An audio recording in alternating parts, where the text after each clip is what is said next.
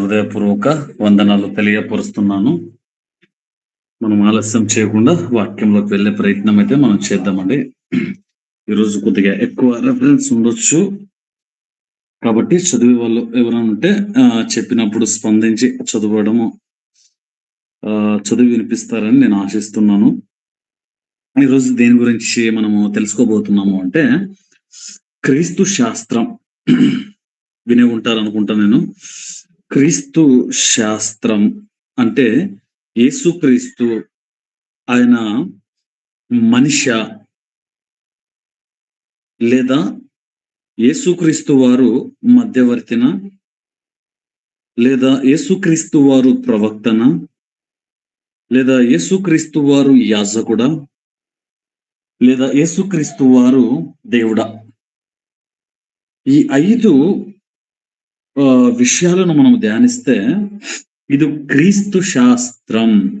ఇది క్రీస్తు శాస్త్రం. ఎందుకంటే ఈ రోజుల్లో చాలా ప్రాముఖ్యమైనది, ప్రతి ఒక్కరికి అవసరమైనది. ఎందుకంటే ఒక్కొక్కరు కూడా ఒక్కొక్క విధంగా ఏం చేస్తున్నారు అంటే తెలుసుకున్నారు. ఎలా తెలుసుకున్నారు? కొంతమంది కుమారుడిగా, కొంతమంది దేవుడిగా, కొంతమంది ప్రవక్తగా, కొంతమంది మధ్యవర్తిగా, కొంతమంది యాజకుడిగా, కొంతమంది దేవుడుగా. అయితే ఈరోజు నువ్వు నేను మనము ఎలా తెలుసుకున్నాము ఆలోచన చేయాలి. మొట్టమొదటిది ఏంటి అంటే యేసుక్రీస్తు మనిష. మొదటి పాయింట్, క్రీస్తు శాస్త్రంలో యేసుక్రీస్తు మనిష వాక్యం నుంచి చూసే ప్రయత్నం మనం చేద్దాం. ఇప్పుడు యోహను రాసినటువంటి సువార్త 1వ అధ్యాయము 14వ వచనము. యోహను రాసినటువంటి సువార్త 1వ అధ్యాయము 14వ వచనము.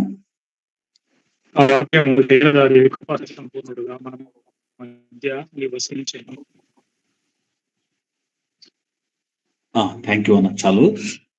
ఇక్కడ మనం ఏం చూస్తామంటే యేసుక్రీస్తు మనిషిన అంటే యోహను సువార్త 1వ అధ్యాయము 14వ వచనంలో ఆ వాక్యము శరీరధారి అయి, ఆ వాక్యము శరీరధారి అయి మన మధ్య నివసించెను. అంటే యేసుక్రీస్తు వారు మనిషైనా ఆయన ఈ భూమి మీద ఉన్నప్పుడు 100% ఆయన మనిషిగానే ఉన్నాడు. ఎలా ఉన్నాడు అంటే శరీరం ఎవరికి ఉంటది? మనుషులకు మాత్రమే ఉంటది. శరీరాన్ని ధరించుకున్నాడు కాబట్టి శరీరము మనుషులకు ఉంటది. అదే విధంగా యేసుక్రీస్తు వారు ఆయన మనిషి అంటే మనిషి అని సెలవిస్తుంది.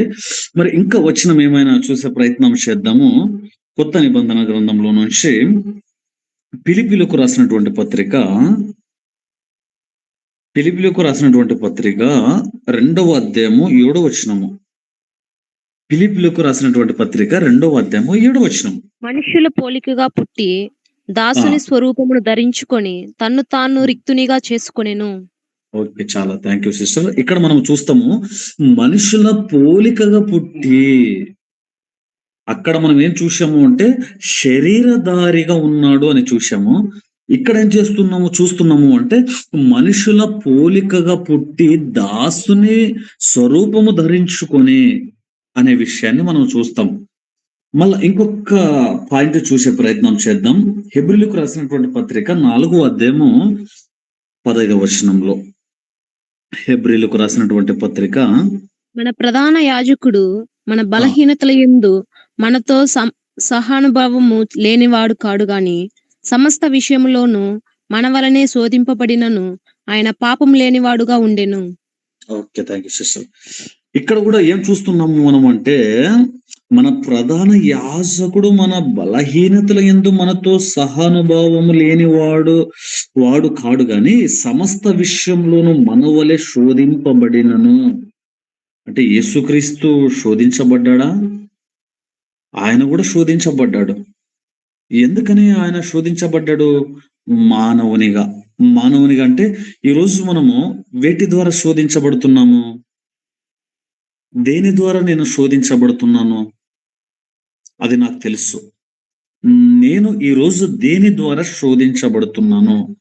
అది అమ్మాయి ద్వారా కావచ్చు, అబ్బాయి ద్వారా కావచ్చు, ధనము ద్వారా కావచ్చు, లేదా నిద్ర, లేదా తినేదాని గురించి. అది ఎక్కువ ఏది ఎక్కువ ఉన్నా అది శోధనలోకే వస్తది. అయితే యేసుక్రీస్తు వారు మనిషేనా అనడానికి ఈ 3 రెఫరెన్స్‌లు మనం చూస్తున్నాం. ఆయన గూడా మనలాగే సమస్త విషయంలో ఉన్నాడు చూడండి. కేవలం ఒక్క విషయంలోనో ఒకటే కాదు. సమస్త విషయంలోనూ మన వలెనే శోధింపబడినను. ఆయన గూడా శోధనలొచ్చినాయి. ఆయనకు కూడా కొన్ని బలహీనతలున్నాయి. ఈరోజు మనం అనుకుంటాం యేసుక్రీస్తుని నమ్ముకుంటే బలహీనత ఉండకూడదు కదా! యేసుక్రీస్తుని నమ్ముకుంటే శోధనలు ఉండకూడదు కదా! యేసుక్రీస్తుని నమ్ముకుంటే ఇంకా ఈ స్థితిలోనే ఉండకూడదు కదా! కొన్నిసార్లు అనుకుంటాం కదండీ మనం గూడా. యేసుక్రీస్తుని నమ్ముకున్నప్పటి నుంచి ఇప్పటి వరకు మంచి ఉద్యోగం దొరకలేదు. మంచి సంబంధం రాలేదు. మంచి శాలరీ రాలేదు. లేదా మంచి పొజిషన్ రాకున్నది. లేదా ప్రమోషన్ రాకున్నది. మంచిగా ఇల్లు కట్టుకోలేకపోతున్నాము. ఈ విధంగా ఏం చేస్తున్నాము? ఆలోచన అయితే చేస్తున్నాం. అయితే ఇక్కడ మనం చూస్తే బలహీనతలందు మనతో సహానుభావము లేనివాడు కాడు గాని సమస్త విషయంలో మన వలనే శోధింపబడినను. ఆయన శోధింపబడ్డాడు. ఆయనకు మనకు ఒకే ఒక వ్యత్యాసం ఉందండి. శోధించబడినప్పుడు మనము పాపము చేస్తాము. పాపము అంటే దేవునికి ఇష్టము లేనిది పాపము చేస్తాము. అయితే యేసుక్రీస్తు వారు శోధించబడినప్పుడు ఏ పాపము లేనటువంటి వ్యక్తిగా ఉన్నాడు. ఏంటి? ఆయన కూడా మనలో శోధించబడిన తర్వాత, మనలాగా శోధించబడిన తర్వాత పాపం లేని వాడిగా ఆయన ఉంటే, శోధన కొద్దిగా వచ్చేసరికి పాపము చేసేవారిగా మనము ఒకవేళ ఉన్నామేమో పరిశీలన చేసుకోవాలి. ఇప్పుడు రెండవ పాయింట్. రెండవది ఏంటంటే యేసుక్రీస్తు వారు ఆయన మధ్యవర్తిగా ఉన్నాడా? ఈ క్రీస్తు శాస్త్రంలో రెండో పాయింట్ ఏంటంటే యేసుక్రీస్తు వారు మధ్యవర్తిగా ఉన్నాడా? మధ్యవర్తిగా ఉన్నట్లయితే 1 తిమోతి 2వ అధ్యాయము 5వ వచనాన్ని చూద్దాం. 1 తిమోతి 2వ అధ్యాయము 5వ వచనము. అక్కడ ఏం రాయబడి ఉంది? దేవుడొక్కడే దేవునికిని నరులకును మధ్యవర్తి అయి ఒక్కడే. ఆయన క్రీస్తు యేసునను నరుడు. Thank you sister. ఇక్కడ రెండో పాయింట్ చూస్తున్నాము, మధ్యవర్తి అంటే ఆయన మనిషిగా ఉన్నాడు మొదటి పాయింట్ లో. రెండో పాయింట్ మనం చూస్తున్నాము ఆయన మధ్యవర్తిగా ఉన్నాడు. అందుకే దేవుడొక్కడే దేవునికి నరులకు మధ్యవర్తి దేవుడొక్కడే. ఆయనే యేసుక్రీస్తు అంటున్నాడు. మనకు మధ్యవర్తులు ఉన్నారా లేదా? స్నేహితుల మధ్య ఉంటారు కదండి. మనకు కూడా మధ్యవర్తి ఒక ఏదైనా డీల్ వచ్చింది అనుకోండి. ఆ డీల్ వచ్చినప్పుడు మధ్యవర్తిగా ఉన్నటువంటి వ్యక్తి దాన్ని సాల్వ్ చేస్తాడు. ఈ వ్యక్తులు వీళ్ళిద్దరు మాట్లాడరు. మధ్యలో ఎవరైతే ఉంటారో ఆ వ్యక్తి ఎంత ఆ కారు కొనాలా, మధ్యలో ఒక వ్యక్తి ఉంటాడు. ఆ వ్యక్తికి మరి ఈ కారు ఇంత అయితే బాగుంటది, రేట్ ఫిక్స్ చేసేయండి. ఆ వ్యక్తి మళ్ళీ ఇంకొక వ్యక్తికి వెళ్ళే చెప్తాడు. ఆయన కారు తీసుకుంటాడంట, మళ్ళా ఈ రేట్ లో అయితే తీసుకుంటాడు, మరి దీనికి ఏమంటారు? ఆయన మళ్ళీ చెప్పడం, మళ్ళీ ఈయన దగ్గరకు రావడం. ఇలా కారు విషయంలో, స్థలం విషయంలో, ఇల్లు విషయంలో, పొలము విషయంలో, లేదా ఏదైనా జాబు విషయంలో ఇలా మనం చూసుకుంటే ఒక మధ్యవర్తి ఉంటాడు మనకు. ఎందుకంటే ఒక ప్రాంతానికి, ఒక రాష్ట్రానికి మనం వెళ్ళినప్పుడు, ఉదాహరణకు మనకు హైదరాబాద్ రావాలంటే పరిచయం ఉన్న వాళ్ళైతే రాగలం. లేకపోతే ఏం చేస్తాము? ఎవరినో ఒకరిని అడిగి అక్కడికి వెళ్తాం మనం. మనం ఎక్కడైతే వెళ్ళాలనుకుంటున్నామో అక్కడికి వెళ్తాం. ఏ కంపెనీలో ఉండాలనుకుంటాం అక్కడ ఉంటాం. అంటే మనకు కావాలి ఒకరు, తెలియని వారినో ఎవరినో అడిగి తెలుసుకుని అక్కడికి వెళ్తాం. అంటే అక్కడ దారి చూపించినటువంటి వారు ఎవరు? మధ్యవర్తి. ఇప్పుడు యేసుక్రీస్తు వారు మధ్యవర్తిగా ఉన్నాడంటే బైబుల్ అంటది 100% ఆయన మధ్యవర్తిగా ఉన్నాడు. మళ్ళీ దీనికి సంబంధించి ఇంకొక వచనం చూసే ప్రయత్నం చేద్దాం. హెబ్రీయులకు రాసినటువంటి పత్రిక 12వ అధ్యాయము 24వ వచనంలో. హెబ్రీయులకు రాసినటువంటి పత్రిక 12వ అధ్యాయము 24వ వచనంలో క్రొత్త నిబంధనకు మధ్యవర్తి అయిన యేసునొద్దకును హేబేలు కంటే మరి శ్రేష్టముగా పలుకు ప్రోక్షణ రక్తమునకును మీరు వచ్చి ఉన్నారు. చాలా. ఇక్కడ చూస్తే మరొక వచనం ఏమిటంటే కొత్త నిబంధనకు మధ్యవర్తి అయిన యేసునొద్దకు. మరి పాత నిబంధన గ్రంథంలో ఈయన మధ్యవర్తిగా లేడా? క్వశ్చన్ మార్క్ వస్తాయి.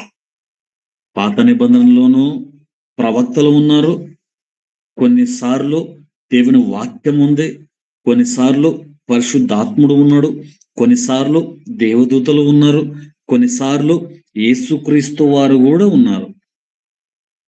అంటే ఆయన మధ్యవర్తిగా ఉన్నాడా అంటే ఎస్, మధ్యవర్తిగా ఉన్నాడు. కొత్త నిబంధనకు కూడా ఆయన మధ్యవర్తి యేసునొద్దకు అనే మాటను చూసాం చూడండి. మరి అది హేబేలు కంటే మరి శ్రేష్టముగా పలుకు ప్రోక్షణ రక్తమును మీరు వచ్చి ఉన్నారు అంటుంది ఇక్కడ.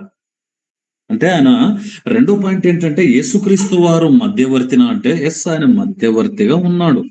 మరి మూడవదిగా చూద్దాం. ఆయన మూడో పాయింట్ గా ఏమై ఉన్నాడు అంటే జాన్ యోహన్ రాసినటువంటి సువార్త 6వ అధ్యాయము, యోహన్ రాసినటువంటి సువార్త 6వ అధ్యాయము 14వ వచనం. యోహన్ సువార్త 6:14. ఆ మనుష్యులు యేసు చేసిన సూచక్రియలను చూచి నిజముగా ఈ లోకమునకు రాబో ప్రవక్త ఈయనే అని చెప్పుకొనిరి. చాలండి. ఇక్కడ చూస్తామండి మూడవదిగా ఏంటంటే ఆ మూడో పాయింట్ ఏంటంటే ఆ మనుష్యులు యేసు చేసిన సూచక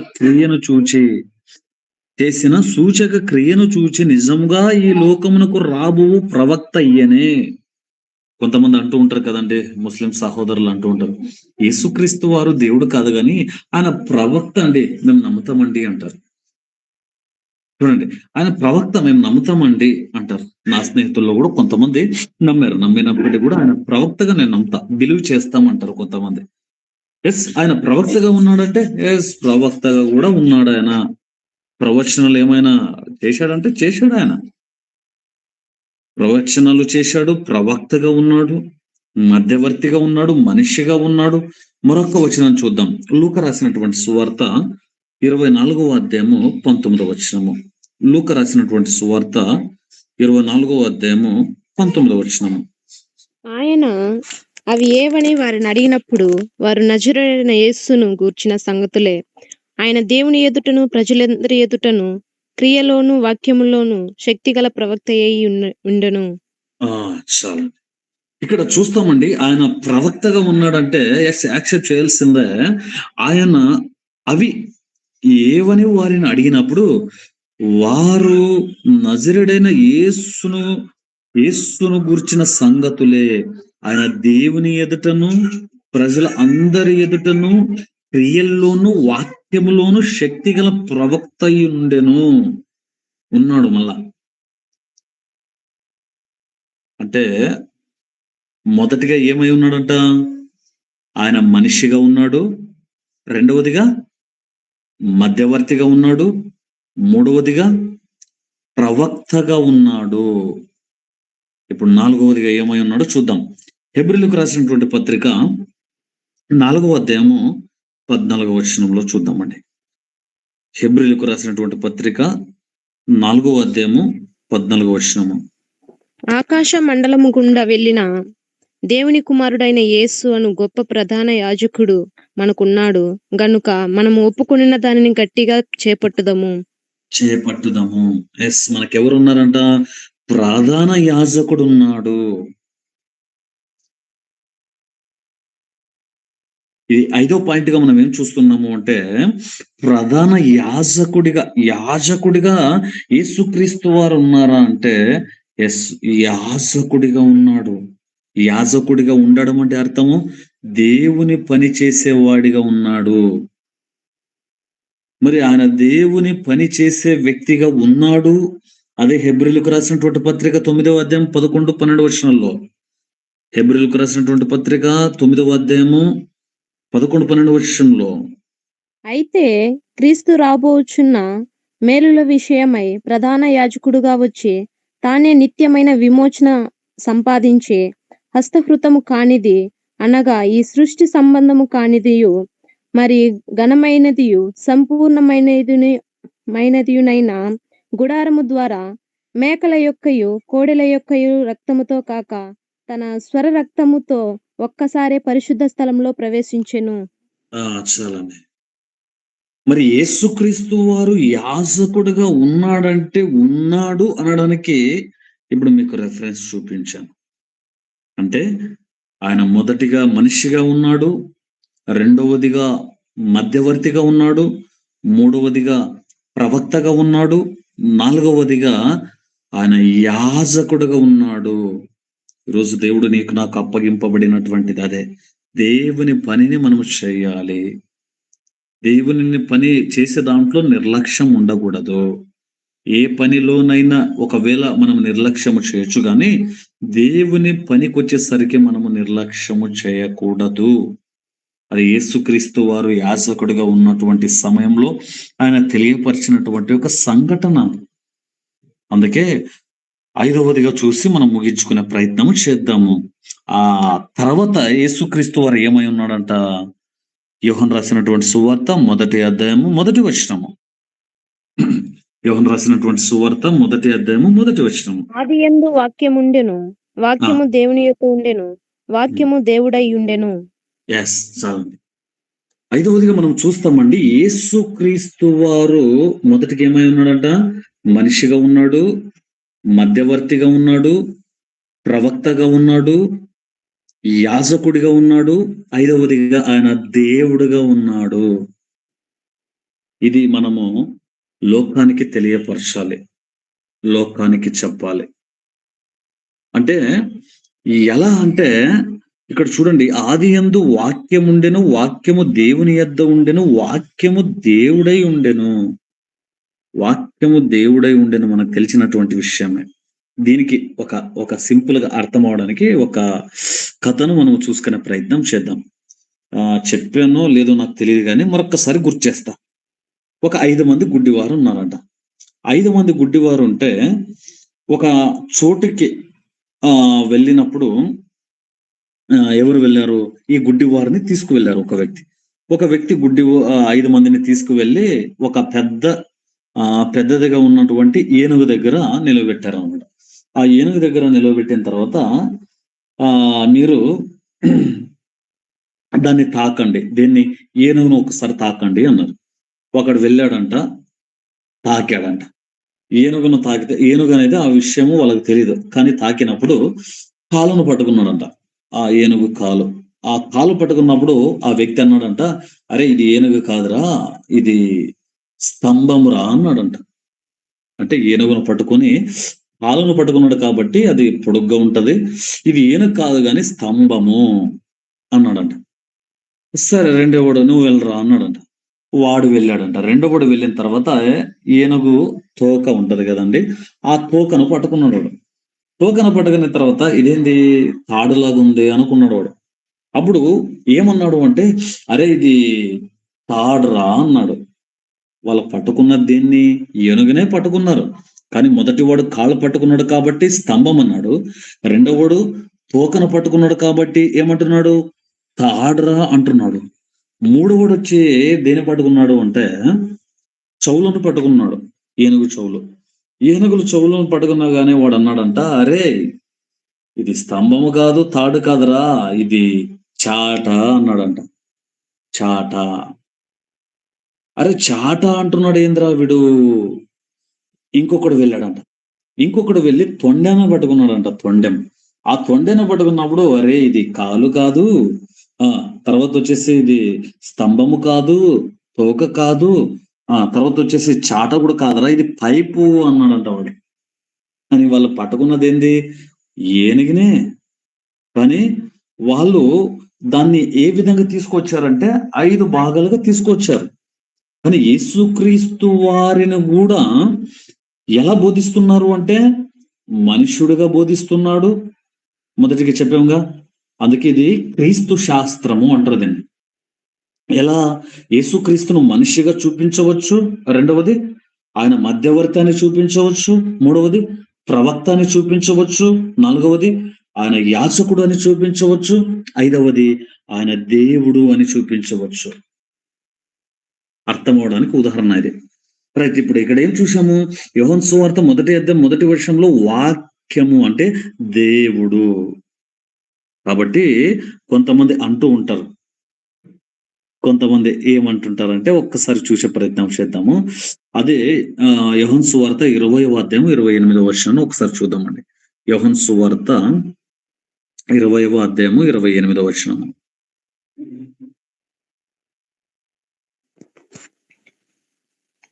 అందుకు తోమా ఆ! ఆయనతో, నా హ్మ్. ప్రభువా, నా దేవా అనెను. చాలా. ఇక్కడ తోమ గారు అంటున్నారు, ఆయన దేవుడు కాబట్టి నా ప్రభువా, నా దేవా అన్నాడు. ఆయన దేవుడు కాబట్టి.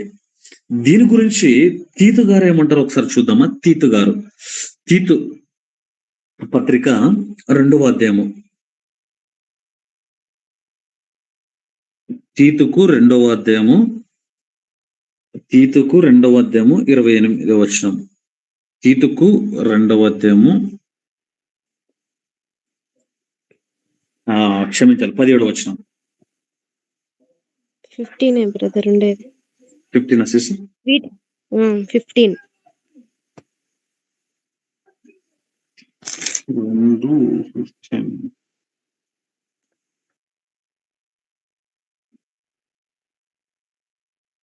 సారీ 7వ వచనం చదవండి. 7వ వచనం.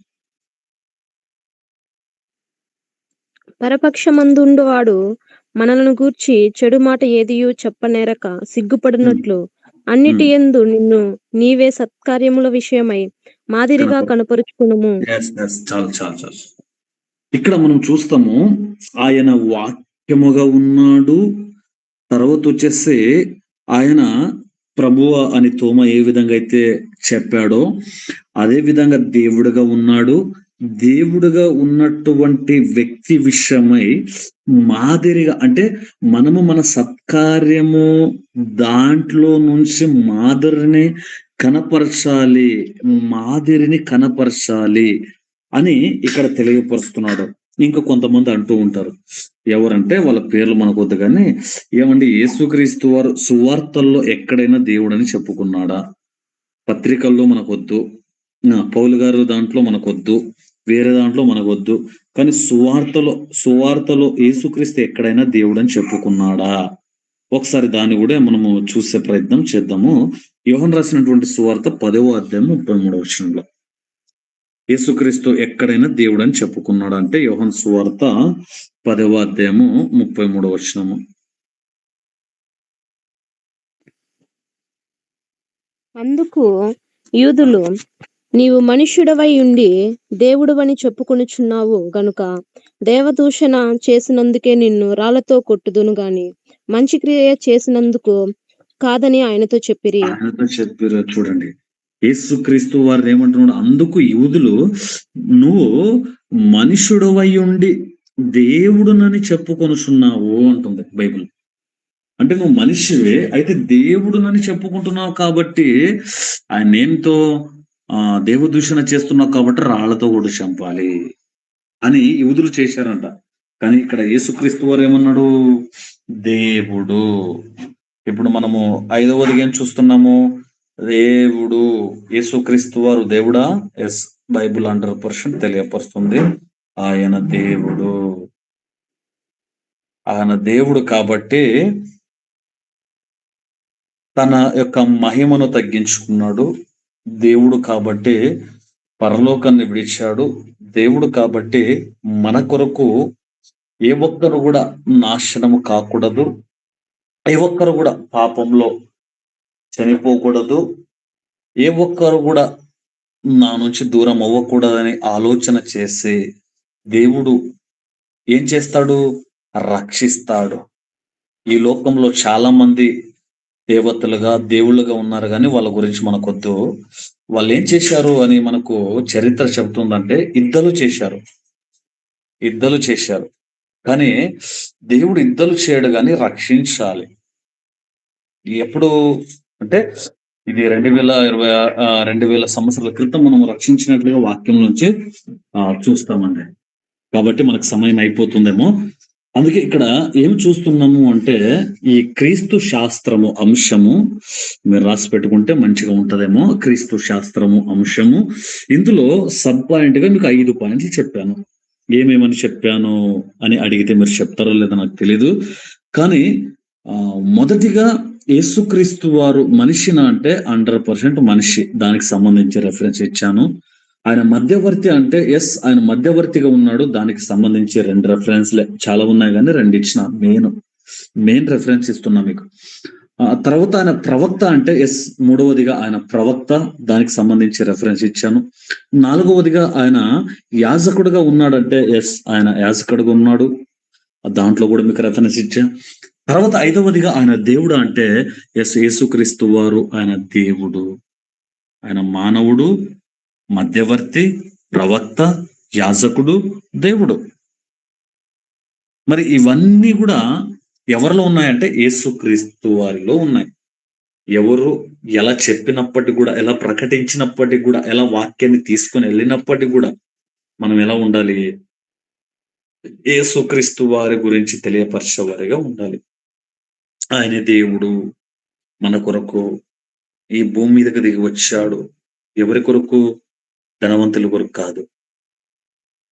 మరి ఎవరి కొరకు? పాపుల కొరకు, ప్రతి మనిషి కొరకు ఆయన ఏం చేశాడు? భూమి మీద దిగి వచ్చాడు. దీన్ని మనం నమ్మి, దీన్ని మనం మన జీవితంలో దాన్ని కొనసాగించుకొని ఈ వాక్యాలను, ఈ మాటలను ముందుకు తీసుకుని వెళ్ళే వారిగా ఉంటారు. కాబట్టి ఈ 5 శాస్త్రాలను మీరు ఇంకా ఒకవేళ రెఫరెన్స్ రాసుకున్నట్లయితే మంచిగా మరొక్కసారి స్టడీ చేయండి, అర్థం చేసుకోండి, ఇతరులకు తెలియపరచండి. ఈ రోజుల్లో ఏ దాని మీద అయితే వాళ్ళు మాట్లాడుతున్నారో ఆ విషయాలనే మీకు తెలియపరచాలి. కాబట్టి దీన్ని నెమరు వేసుకోండి, గుర్తు చేసుకోండి, జ్ఞాపకం చేసుకోండి, దీన్ని తెలియపరచండి. తర్వాత ఆ వాక్య ప్రకారంగా జీవించడానికి ముందుకు వెళ్దాం. దేవుడు ఈ మాటల ద్వారా మిమ్మల్ని దీవించి ఆశీర్వదించును గాక. God bless you.